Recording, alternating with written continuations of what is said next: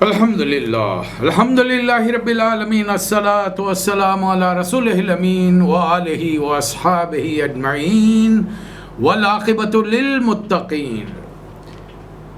मोहतरम ख़वातीन व हज़रात, अस्सलामु अलैकुम व रहमतुल्लाहि व बरकातुहू। औज़ु बिल्लाहि मिनश शैतानिर रजीम, बिस्मिल्लाहिर रहमानिर रहीम। इन्नल लज़ीना जाऊ बिल इफ़्की उस्बतुम मिनकुम ला तहसबूहु शर्रन लकुम बल हुवा खैरुल लकुम लिकुल्लि इम्रिइन मिनहुम मक्तसब मिनल इस्म वल्लज़ी तवल्ला किब्रहु मिनहुम लहु अज़ाबुन अज़ीम। सदक़ल्लाहु मौलाना अज़ीम। सूरह नूर की एक आयत तिलावत की है, तर्जुमा समाअत फरमाइए। जो लोग ये बहतान घड़ लाए हैं वो तुम्हारे अंदर का ही एक टोला है। इस वाक़े को अपने हक़ में शर मत समझो, इसमें भी तुम्हारे लिए खैर है। अलबत्ता इसमें जिसने जितना हिस्सा डाला उतना ही गुनाह समेटा है, और जिसने इसकी ज़िम्मेदारी का बड़ा हिस्सा अपने सर लिया उसके लिए तो अज़ाब अज़ीम है। सूरह नूर की आयत नंबर 11 से एक वाक़े का पता चल रहा है, और जब हम सीरत का मुताला करते हैं तो हमें बात खुलकर मिलती है कि क्या चीज़ें पेश आई। चौथे साल के इख्तिताम पर मैंने ग़ज़वा-ए खंदक को लिया था। अब ये 5वें साल में मैं सूरह ग़ज़वा-ए बनु अल-मुस्तलक़ को ले रहा हूँ, और उस ज़िमन में अल्लाह ताला ने सूरह नूर नाजिल फरमाया। इस बीच में जो वाक़यात हुए, कुछ यहूदियों ने जो बड़े शायर भी थे, इस्लाम के दुश्मन थे, इन्होंने अपनी शायरी में नबी करीम सल्लल्लाहु अलैहि वसल्लम की हजो की है, आपकी शान में उल्टे सीधे अशार कहे हैं, मुसलमान औरतों को अपना निशाना बनाया है, उनके बारे में ऊट पटांग किस्म की बातें की हैं।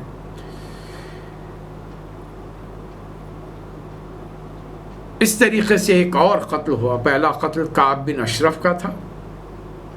यह भी एक अच्छा शायर था, लेकिन इसने अपनी शायरी को नबी सल्लल्लाहु अलैहि वसल्लम की शान में गुस्ताखी के लिए और ख़वातीन के लिए इस्तेमाल किया था। एक और बड़ा ताजिर था यहूदियों का, अबू राफ़े सलाम बिन अबिल हक़ीक़।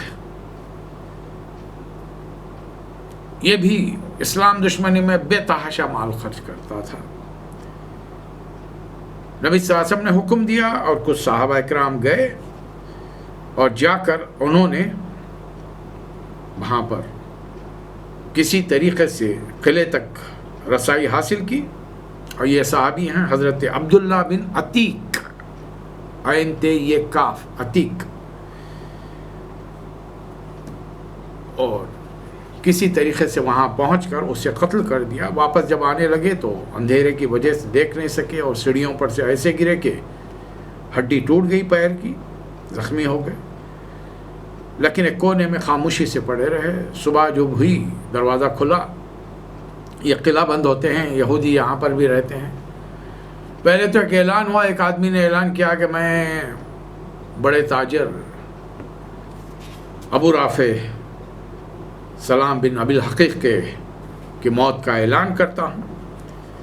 फिर दरवाज़ा खुला और ये अपने साथियों के पास लौट आए। आकर नबी करीम सल्लल्लाहु अलैहि वसल्लम को इत्तला दी।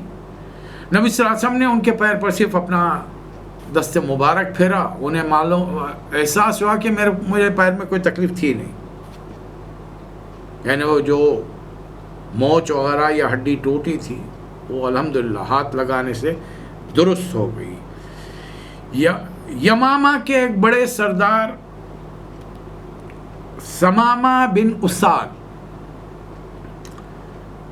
इनको पता नहीं क्या दिल में बात पहुंच गई थी कि ये इस्लाम के दुश्मन हो गए। तो ख़ास तौर पर नबी करीम सल्लल्लाहु अलैहि वसल्लम को बड़े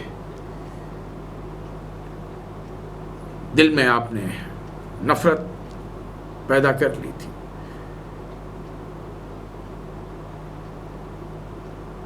रसूल अक़रम के क़त्ल के इरादे से ये निकले और एक काफ़िले के साथ सफ़र कर रहे थे। यहाँ पर नबी करीम सल्लल्लाहु अलैहि वसल्लम ने मदीने से एक छोटे से फ़ौजी दस्ते को भेजा था। یہ مہم سر کر کے یہ لوگ واپس آ رہے تھے کہ راستے میں ان لوگوں کو ملے تھے، یہ گرفتار کر لیے. انہیں اندازہ نہیں تھا کہ یہ بڑا سردار ہے.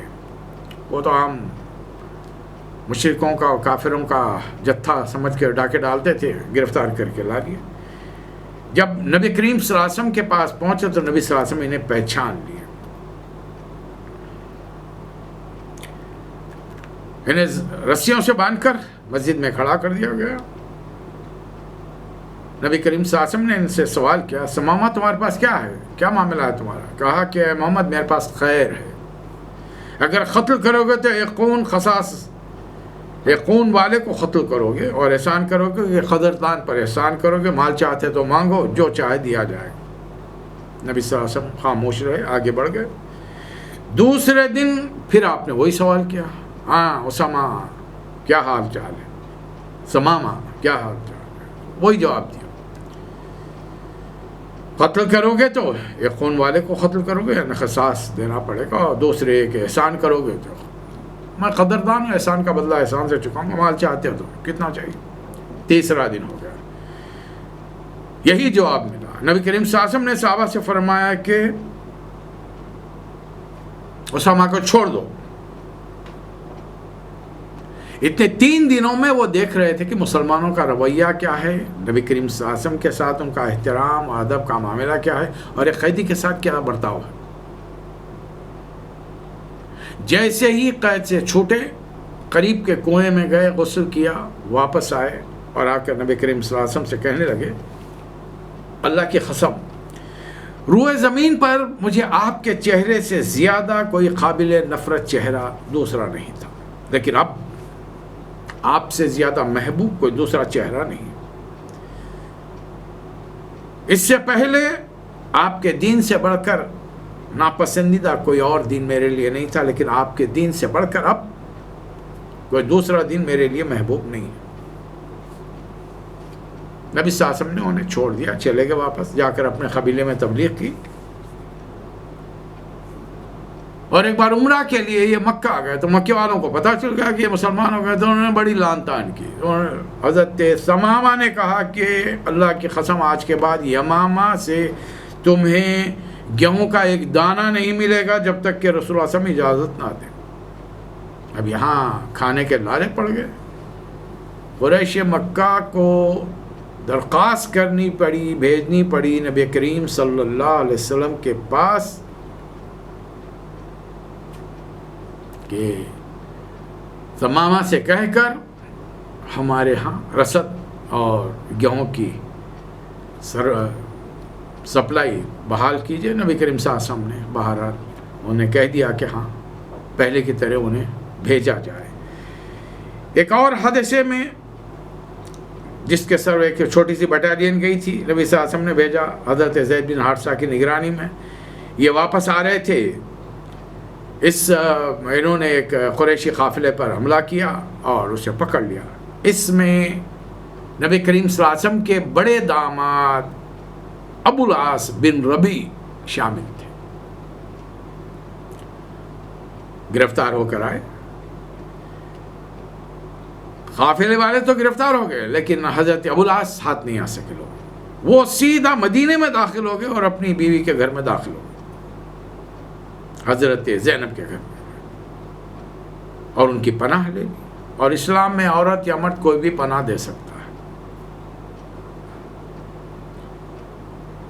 انہوں نے حضرت زینب سے کہا کہ نبی صلی اللہ علیہ وسلم سے کہہ کر قافلے کا مال لوٹا دیں. نبی صلی اللہ علیہ وسلم نے ساری چیزیں واپس کر دی. وہ سارا سامان جو تجارت کر کے لا رہے تھے حضرت ابو العاص لے گئے، مکے میں تمام لوگوں کو دے دیا، اور پھر اسلام قبول کر کر مکے سے سیدھا مدینہ واپس آ گئے. نبی کریم صلی اللہ علیہ وسلم نے وہ پہلے ہی نکاح کی بنیاد پر حضرت زینب کو ان کے ساتھ کر دیا، واپس کر دیا. تو یہ کچھ واقعات ہیں. اسی دوران نبی کریم صلی اللہ علیہ وسلم کو اطلاع ملی کہ بنو المصطلق، یہ قبیلے بنو خزاعہ کی ایک شاخ ہے. عمومی طور پر بنو خزاعہ نبی کریم صلی اللہ علیہ وسلم کے بڑے خیر خواہ اور ہمدرد تھے، لیکن یہ ایک شاخ قریش کی طرفدار تھی. نبی صلی اللہ علیہ وسلم کو چونکہ آپ نے اطراف میں اپنے جاسوس پھیلا رکھے تھے، یہ اطلاع ملتی رہتی تھی کہ کیا ہو رہا ہے، تو اطلاع ملی کہ یہ قبیلے والے مدینے پر حملہ کے لیے تیاریاں کر رہے ہیں، اطراف سے کچھ لوگوں کو جمع کیا ہے۔ یہ قبیلہ جہاں بسا تھا وہاں پر ایک بڑا قریب ہی میں ایک بڑا چشمہ تھا، چشمہ مریسا کہتے ہیں، تو غزوہ بنو المصطلق بھی کہلاتا ہے اور غزوہ مریسا بھی کہلاتا ہے۔ جیسے ہی نبی کریم صلی اللہ علیہ وسلم کو اطلاع ملی، آپ نے تیاری کی اور پھر فوری اپنی فوج کو لے کر وہاں پر پہنچ گئے۔ تقریباً 700 صحابہ کرام آپ کے ساتھ تھے۔ اب جب وہاں پہنچے تو نبی کریم صلی اللہ علیہ وسلم کا معاملہ تھا کہ رات میں سفر کرتے اور جس قافلے پر قبیلے پر حملہ کرنا ہوتا الگ صبح حملہ کرتے اور دن میں آرام کرتے، چھپے ہوئے رہتے، تاکہ لوگوں کو اتنی بڑی فوج کے اتنے بڑے لوگوں کے نقل و حرکت کا اندازہ نہ ہو۔ یہ بھی ایسی ہوا، الگ صبح آپ نے جب بستی پر حملہ کیا تو تقریباً لوگ سوئے پڑے تھے، کچھ نوکر چاکر تھے، جانوروں کو چارہ وارہ دے رہے تھے۔ تھوڑی سی جد و جہد کے بعد میں پورے اس قبیلے کو قیدی بنا لیا گیا، تو بڑی مال و دولت آتا ہی زبردست۔ اچھا، اب نبی کریم صلی اللہ علیہ وسلم کا طریقہ کار اب یہ رہا کہ اب جو جنگیں ہوتی مدینے کے باہر جانا پڑتا تو آپ کسی زوجہ کو اپنے ساتھ لے لیتے تھے۔ اب اس وقت 5 ہیں، یاد رکھیے۔ اس بار لاٹری قرآ کی چٹھی حضرت عائشہ کے نام لکھی۔ حضرت عائشہ نے عورتوں کی جو عادتیں اور طریقے ہوتے ہیں، خواہشیں ہوتی ہیں کہ اچھا دکھنے کی خاطر اپنی بہن سے موتیوں کی ایک مالا لے لی تاکہ موتیوں کی مالا پہن کر اچھی نظر۔ آپ کے ساتھ سفر میں تھی اور وہاں پر یہ مختصر سی مٹ بھیڑ کے بعد میں سارے قبیلے والے گرفتار کر دیے گئے۔ نبی کریم صلی اللہ علیہ وسلم نے تمام عورتوں مردوں کو تقسیم کر دیا، غلام اور کنیز کی حیثیت سے، اور ان کے جانوروں کے بارے میں ہے کہ کئی ہزار تھے، گائے، اونٹ، گھوڑے، بکریاں۔ اچھا، اس بار نبی کریم صلی اللہ علیہ وسلم یہ 700 افراد کے ساتھ نکلے۔ اس بار منافقین کی ایک بڑی تعداد آئی تھی اور یہ ثابت کرنا چاہتے کہ ہم بھی سچے مسلمان ہیں، اس لیے کہ جنگ خندق کے دشمنوں کی وہ بڑی فوج کی واپسی کے بعد ان کی ہمتیں پست ہو گئی اور ان کو ایک احساس ہونے لگا کہ اب اسلامی طاقت کا مقابلہ کرنا غیرے کی بس کی بات نہیں، اور کوئی بڑی طاقت ان کو نظر بھی نہیں آ رہی تھی سوائے یہ کہ ایرانی حملہ کر دیں یا رومی حملہ کر دیں، اور ان کے حملوں کا کوئی توقع نہیں تھی۔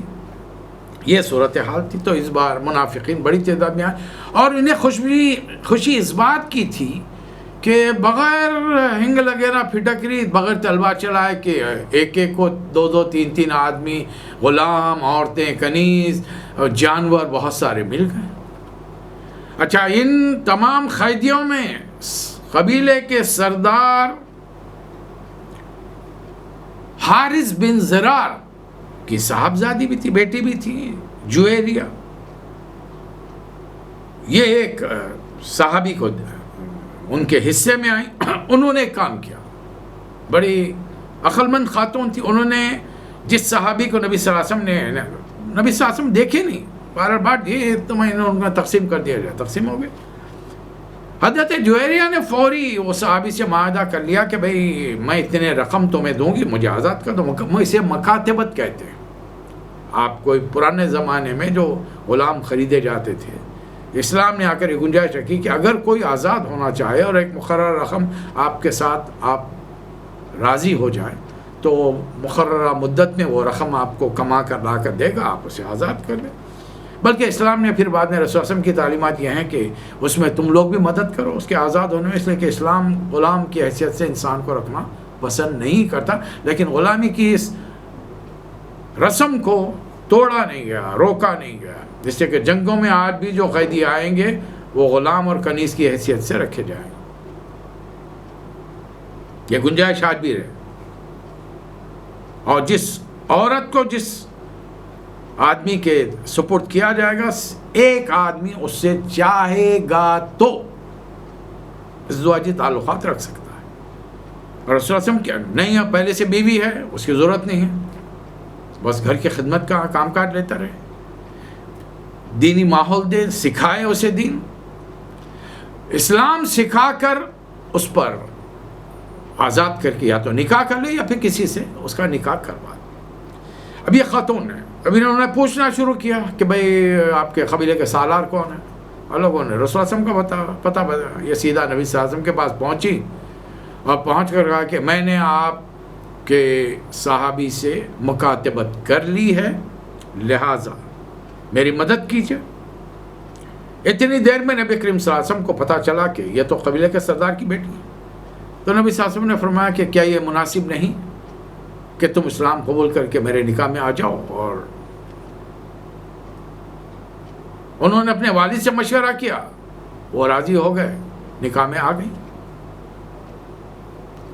اب صحابہ اکرام ایک شش و پنج میں پڑ گئے، یہ کیا ہو گیا بھائی؟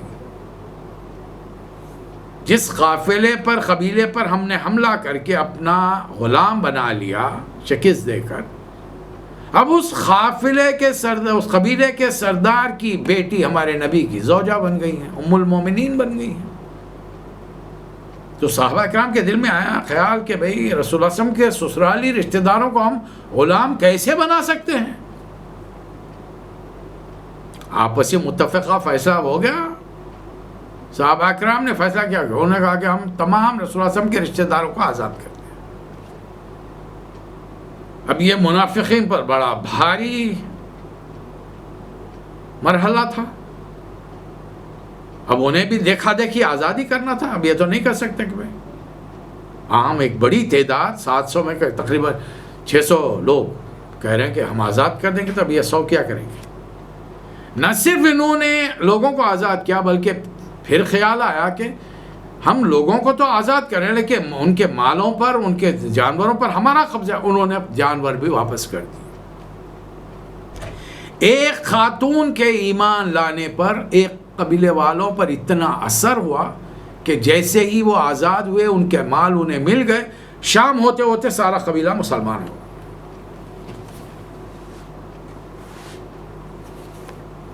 اب یہ نبی کریم صلی اللہ علیہ وسلم کی 6ٹی زوجہ تھیں، یعنی ابھی تک آپ کے نکاح 8 ہو چکے ہیں. 2 خواتین کا انتقال ہو چکا ہے، حضرت خدیجہ رضی اللہ تعالیٰ عنہ، حضرت زینب بنت قزیمہ رضی اللہ تعالیٰ.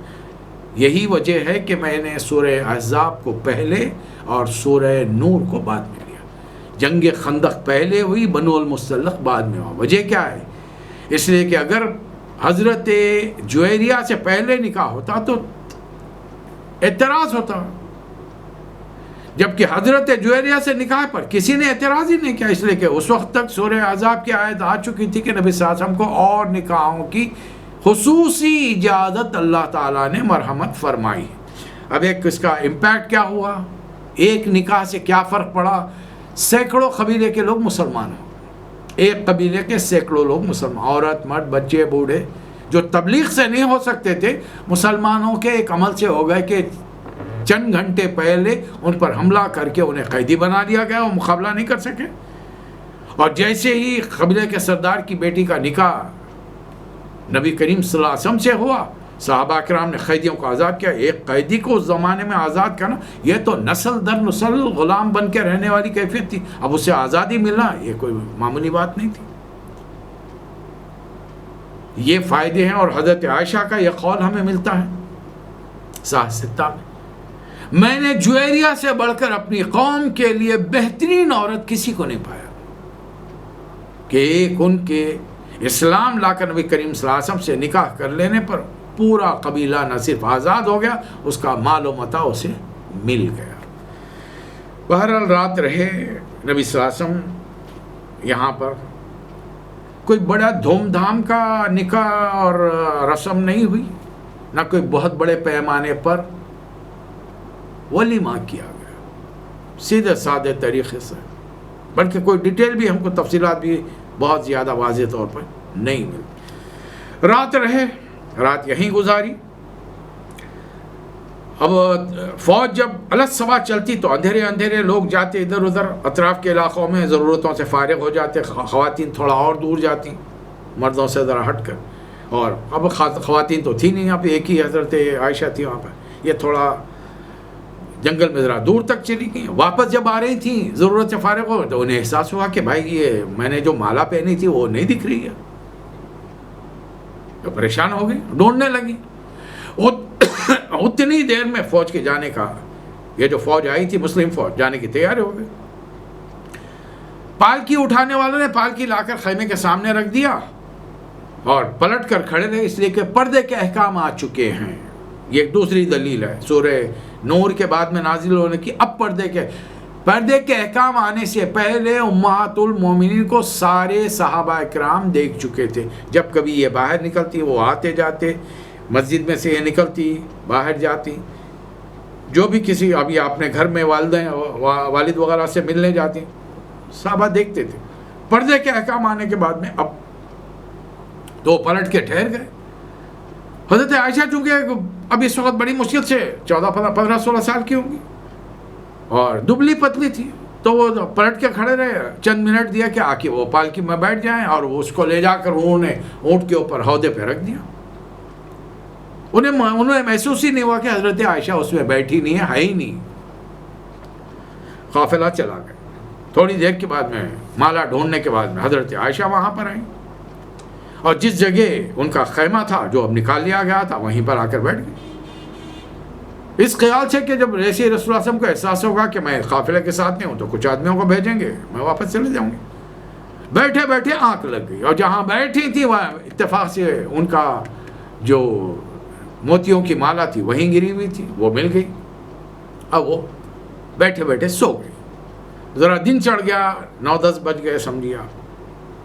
دن چڑھنے کے بعد میں ایک صحابی وہاں پر میدان میں تھے، صفوان بن معطل رضی اللہ تعالیٰ. ان کے بارے میں 2 روایات ہیں. ایک یہ کہ یہ لیٹ سلیپ، بہت دیر تک سوتے تھے. ایک روایت جو یقینی طور پر نہیں، عربوں کا ہی مزاج نہیں ہے. دوسری روایت ہے کہ رسول اللہ صلی اللہ علیہ وسلم نے انہیں حکم دیا تھا کہ کسی بھی جگہ جب فوج جائے تو وہاں پر ٹھہرے رہو. دن چڑھنے کے بعد میں پورے اس میدان کا ایک چکر مار کر اندھیرے میں کوئی چیزیں اگر چھوٹ گئی ہیں لوگوں کی قیمتی چیزیں تو وہ چیزیں جمع کر کے لاؤ. تو یہ روایت ذرا صحیح معلوم ہوتی ہے. تو یہ صاحب اٹھے، میدان کا چکر لگایا. اندھیرے میں بہت ساری چیزیں چھوٹی موٹی چھوٹ جاتی ہیں، کپڑے وغیرہ، ساز و سامان.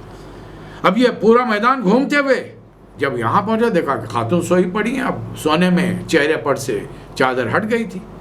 انہوں نے پردے کا حکم آنے سے پہلے حضرت عائشہ کو دیکھا تو فوری حضرت صفوان بن معطل رضی اللہ تعالی عنہ کے منہ سے نکلا، یہ تو ام المومنین ہے، انا للہ و انا الیہ راجعون. آواز سن کر حضرت عائشہ اٹھ کے بیٹھ گئی.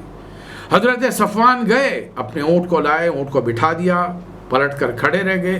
حضرت عائشہ اونٹ پر سوار ہو گئی اور یہ قافلہ چل پڑا. 2 آدمیوں کا قافلہ. حضرت صفوان اونٹنی کی مار تھامے ہیں اور لے کے جا رہے ہیں. حضرت عائشہ اونٹنی پر تنہا سوار ہے. یہاں پر دوپہر کا وقت ہو گیا. ایک جگہ پر رکے، وہ جو چشمہ تھا اس بستی کے قریب میں، وہاں پہنچنے تک دوپہر کا وقت ہو گیا تاکہ وضو ہو جائے، کھانا وانا پکا لیا جائے، کھائیں. اور دوپہر کا وقت عربوں کے خیل اللہ کا ہوتا ہے. اب اس چشمے کے پاس ایک انصاری میں جو لگتا ہے کہ منافقین کی ٹولی میں کا ایک آدمی تھا اور حضرت عمر کے غلام جہجہ ان کا نام ہے. دونوں میں ذرا جھڑپ ہو گئی. وہی پہلے پانی میں لوں گا. اب وہ چونکہ مدینے والوں کو تھوڑا ایک کہ ہم جو منافق تھے ان کو ایک ذرا زور تھا کہ یہ باہر سے آئے ہوئے ہیں، ہماری چلنی چاہیے. انہوں نے اپنی کچھ بتانی چاہی تو حضرت یہ تو غلام بھی تو ہیں تو کس کے ہیں، حضرت عمر کے. اور ان کو غصہ آ گیا، انہوں نے کس کے لات مار دی. اب وہ ذرا لگتا ہے کہ دبلا پتلا آدمی تھا، مار کا جواب مار سے دے نہیں سکا تو اس نے آواز لگائی، اے مدینے کے لوگ، اے انصار میری مدد کے لیے آؤ. یہ صورتحال دیکھ کر حضرت عمر کے غلام نے آواز لگائی، اے مہاجرین میری مدد کے لیے آؤ. اتفاق سے نبی کریم صلی اللہ علیہ وسلم کا خیمہ قریبی تھا. آواز سن کر آپ باہر نکلے. آپ نے فوری یہ جملہ فرمایا، یہ میں کیسی جاہلیت کی پکار سن رہا ہوں، اللہ نے اسلام بھیج کر تمہیں آپس میں بھائی بھائی بنا دیا، اور ایک انصار کو پکارا، ایک مہاجر کو پکار رہا ہے۔ نبی صلی اللہ علیہ وسلم نے بیچ بچاؤ کرا ہے، بہرحال بات رفع دفع۔ اب یہ آدمی جا کر اس ٹولی میں بیٹھا جو قافلہ جہاں ٹھہرا ہے اس کے انٹرنس کے قریب یہ ٹولی ہے منافقین کی، بھاگنے میں یہ لوگ ہمیشہ جلدی کرتے ہیں، موقع دکھے گا رفو چکر ہو جائیں گے، تو ایسا کونوں میں یہ رہتے ہیں۔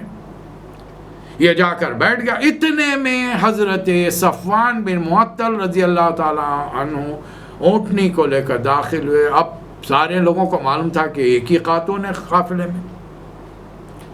عبداللہ بن ابی کے منہ سے نکل گیا کہ یہ ہے تمہارے نبی کی بیوی جو رات ایک غیر مرد کے ساتھ گزار کے آئی، نعوذ باللہ من ذالک، بہت بڑی بات کہہ دی اس نے۔ اتنے میں وہ آدمی پہنچ گیا جو مار کھایا ہوا تھا، اس نے شکایت کی کہ سردار آپ کے ہوتے ہوئے ہمیں مارا جا رہا ہے، اور رسول اللہ صلی اللہ علیہ وسلم آئے لیکن انہوں نے ہم کو کوئی انصاف نہیں دلایا۔ وہ آدمی لات مار کے مجھے چلا گیا، ہماری بے عزتی ہے۔ عبداللہ بن ابی اپنے لوگوں پر بڑا کوٹا، ساری غلطی تم لوگوں کی ہے، تم لوگوں نے یہ باہر سے آنے والے مہاجرین کو کھلایا پلایا اور ان کو اتنا طاقتور کر دیا کہ آج ایسی مثال ہو گئی ہے کہ کتے کو کھلاؤ پلاؤ اور جب وہ طاقت ہو جائے تو تمہیں پھاڑ کھائے۔ بڑی گھٹیا مثال دی مہاجرین کے بارے میں۔ پھر کہنے لگا کہ اب مدینہ جانے کے بعد جو عزت والا ہے وہ ذلیل کو باہر نکال دے گا۔ اب اس گروپ میں ایک 10 سالہ بچہ بیٹھا ہے، اس بچے کا باپ بھی ڈاون ڈول ہے، منافقین کے گروہ میں شامل ہے۔ وہ بچہ سمجھاتا ہے، بچہ بڑا مخلص ہے۔ یہ پوری صورتحال سننے کے بعد میں جا کر اس نے نبی کریم صلی اللہ علیہ وسلم کو بتا دیا کہ یہاں پر یہ گفتگو ہوئی ہے۔ نبی صلی اللہ علیہ وسلم نے عبداللہ بن ابی کو بلایا، وہ آیا، آتے ہی اس نے قسمیں کھانی شروع کی، اللہ کی قسم میں نے ایسی کوئی بات کہی نہیں۔ اب تمام بڑے بڑے لوگ مدینے کے انصار جمع ہو گئے، سارے کے سارے۔ حضرت اسید بن حضیر اوس کے بڑے سردار ہیں، انہوں نے کہا کہ اللہ کے رسول، بچہ ہے، غلطی ہو گئی ہوگی سننے سنانے میں، کچھ کہہ دیا کچھ سن لیا۔ بہرحال نبی کریم صلی اللہ علیہ وسلم چلے گئے۔ پھر آپ نے فوری حکم دیا کہ اٹھو اور کچھ کرو، یہاں سے نکل چلو، فوری نکلو۔ اس بار جو سفر شروع ہوا اتنا طویل رہا کہ صحابہ اکرام پریشان ہو گئے۔ نبی صلی اللہ علیہ وسلم کو ہمیشہ صحابہ اکرام کا احساس رہتا تھا کہ تھکن ہوگی، جانور تھک جائے، اس بار آپ نے نہیں، کوئی رعایتی نہیں، چل پہ چل، چل پہ چل، چل پہ چل۔ اور ایک جگہ پہنچ کر جب آپ نے حکم دیا یہاں پڑاؤ کر، تو آپ کو جان کر رسول اللہ صلی اللہ علیہ وسلم کی یہ جو فراست ہے اور انسان سے متعلق ہیومن سائیکالوجی کو جاننا ہے، نفسیات کو جاننا ہے، اس کی داد دیجیے۔ جیسے ہی فوج کے قافلے والوں نے قیام کیا، اپنے اپنے خیمے لگائے، اتنے تھک گئے تھے کہ پڑے اور سو گئے۔ کیا نفسیاتی کیفیت ہے! اور اگر تھوڑی دیر پہلے ہوتا تو ذرا فریش رہتے، اور گفتگو کیا ہوتی؟ یہ دو ہی گفتگو ہوتی، ایک وہ لڑکے کا جھگڑا، 2 آدمیوں میں جو جھگڑا ہوا پانی کے بارے میں، اور تیسرا حضرت عائشہ کے بارے میں۔ اب یہاں پر بات کرنے کا موقع ہی نہیں ملا، پڑے اور سو گئے۔ حضرت اسید بن حضیر نے نبی رضی اللہ تعالیٰ عنہ نبی کریم صلی اللہ علیہ وسلم سے کہا کہ اللہ کے رسول، آج بڑی عجیب بات ہوئی ہے، آپ نے بڑا طویل سفر کرایا۔ نبی صلی اللہ علیہ وسلم نے فرمایا کہ جانتے ہو آپ کے صاحب انہوں نے کیا کیا کہا ہے؟ حضرت اسید بن حضیر نے کہا کہ اللہ کے رسول، اس کو ذرا معاف کر دیجیے، دراصل یہ ذہنی طور پر ڈسٹرب ہے، اس لیے کہ آپ کے آنے سے پہلے اور مدینہ کے لوگوں کے اسلام لانے سے پہلے مدینہ کے 2 بڑے گروہوں نے، اوس و خزرج کے قبیلوں نے اس کو اپنا بادشاہ بنانے کا فیصلہ کر لیا تھا، متفقہ فیصلہ، کوئی دوسرا کنٹینڈر تھا ہی نہیں۔